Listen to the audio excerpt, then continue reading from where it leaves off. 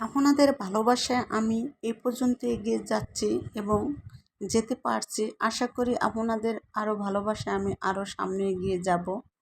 তা আপনারা যদি সাপোর্ট করেন তা ইনশাআল্লাহ আমি এগিয়ে যেতে পারবো। আসসালামু আলাইকুম, সবাই কেমন আছেন? আপনাদের সাথে আছি আমি মামিয়া গরোয়া বলম। দূরে এবং কাছে আমার প্রাণপ্রিয় ভাই বোনেরা, আপুরা, বন্ধুরা যে যেখানে আছেন, আশা করি সবাই ভালো আছেন, সুস্থ আছেন এবং নিরাপদে আছেন। আপনাদের ছোট বড় সবার দোয়ায় এবং ভালোবাসা আলহামদুলিল্লাহ আমিও আমার ফ্যামিলির সবাইকে নিয়ে ভালো আছি। তো আজকে একটা রেসিপি নিয়ে এসেছি, কাঁচকলার রেসিপি নিয়ে এসেছি।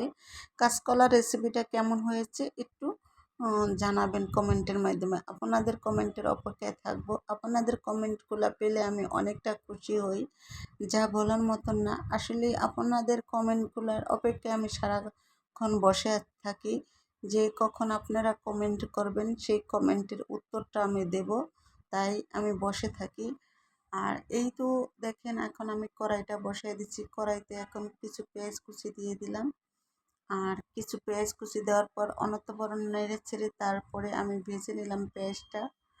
আর দেখতে থাকেন, দেখলেই অবশ্যই বুঝতে পারবেন যে আমি কাঁচকলা রেসিপিটা কীভাবে বানাইছি। কাঁচকলা রেসিপিটা এবং কাঁচা ইলিশ মাছ দিয়ে, মাছটা আমি ভেজে নেই, না ভেজে তারপরে আমি রান্নাটা করেছি। তাই অবশ্যই আমার সাথে থাকেন, সাথে থাকলে দেখতে পারবেন। আর আমার সাথে থেকে কেউ চলে যাবেন না, চলে গেলে বুঝতে পারবেন না। আর এটা স্বাভাবিক, রান্নাটা সবাই পারেন। আর আমি আমার মতো করে রেসিপিটা করেছি, কারো শেখার জন্য না, আর কেউকে যে শিখাবো তার জন্য না। আমি আমার মতো করে রেসিপিটা করেছি।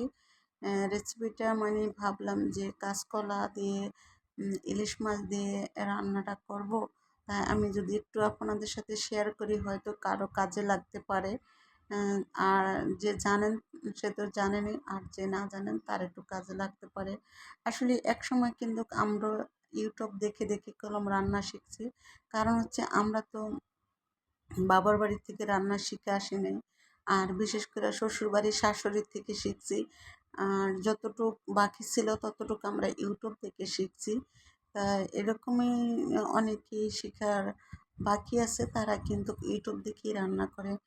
তাই সেজন্য এখন আমিও রান্না করেছি। আর এখন আর ইউটিউব, তারপরও ইউটিউব দেখে রান্না করি মাঝে মাঝে। অনেক কিছু শেখার বাকি আছে, সেগুলা নেই। তাই আমরা যেরকম বড় বড় ইউটিউবার থেকে বড় বড় রান্নাগুলো শিখে নেই, তাই আপনারা আমাদের ছোট ছোট ইউটিউবার থেকে কিছু কিছু অংশ শিখে নেবেন। শিখলে অবশ্যই কাজে লাগবে, কাজে লাগলে অবশ্যই যে ভালো হবে যেমন। তাই এই তো আমার মাছটা কষায় নিলাম, এখন একটু পানি দিলাম। পানি না দিলে তো মাছটা সিদ্ধ হবে না, বাট হবে না। তার জন্য একটু পানি এড করলাম, ভালো করে কষাইয়া তারপরে পানিটা এড করলাম, দেখতেই তো পাচ্ছেন। পানিটা এড করে এখন মাছ একটু ভালো করে কষায় নিলাম। আর যেহেতু কাঁচা রান্না করতে আসি, তার জন্য একটু ভালো করে কষায় নিলাম। আর এখন কি করতেছি, যে মাছগুলা তুলে নিচ্ছি। তুলে নেওয়ার কারণটা হলো একটাই, যে কাঁচকলার সাথে ভেঙে যাবে, তাই সেজন্য একটু তুলে নিলাম। আর মাছ অবশ্যই তুলে নিতে হয়, যেমন গুঁড়া মাছগুলো তোলা লাগে না। যেমন টমেটো দিয়ে চচ্চড়ি করছি, বাস একসাথে সব কিছু কেটে কেটে করে দিয়ে দিছি, তাই লাগে না। আর যেহেতু বড় মাছের সময় যেমন একটু তুলে নিতে হয়। আর এই তো এখন আমি কাঁচকলাগুলো দিয়ে দিলাম। কাঁচকলা লবণ দিয়ে ধুই নাই, তার জন্য কালো হয় না। লবণ দিয়ে ধুইলে কালো হয়ে যায়, কালো হলে দেখতে ভালো লাগে না। তার জন্য আমি আজকে কলায় কলায় ধুয়ে নিলাম। আর লবণ হলুদ দিয়ে ধুইলে কালো হয়ে যায়, সেই জন্য আমি কালো করলাম না।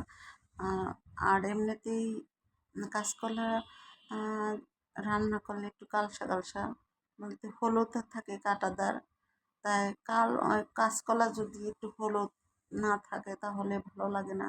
কিন্তু বাংলা কলা রান্না করলে এতটা মজা লাগে আর এত স্বাদ বাংলা কলাগুলা। আর এগুলো হলো কাঁচকলা, তাই একটু পানি দিয়ে নিলাম, যে কলাটা সিদ্ধ হবে তো তার জন্য একটু পানি এড করে নিলাম। এতেও দেখেন যে পানি এড করে নিলাম। তা আজকের আমার এই রেসিপিটা আপনাদের কাছে কেমন লাগলো যদি ভালো লাগে লাইক কমেন্ট শেয়ার করতে ভুলে যাবেন না, বেশি বেশি করে শেয়ার করে দিবেন। যে আপনাদের একটি শেয়ারে দেখা গেছে আমি অনেকটা দূরে এগিয়ে যেতে পারবো। আপনাদের একটি শেয়ারে অনেকটা আমার উপকারে আসবে। দেখেন কত সুন্দর কালারটা হয়েছে। ক্যামেরার সব জায়গা দিয়ে সুন্দর লাগতেছে না, কিছু কিছু জায়গায় সুন্দর লাগে। সবাই ভালো থাকবেন, সুস্থ থাকবেন। আল্লাহ হাফেজ।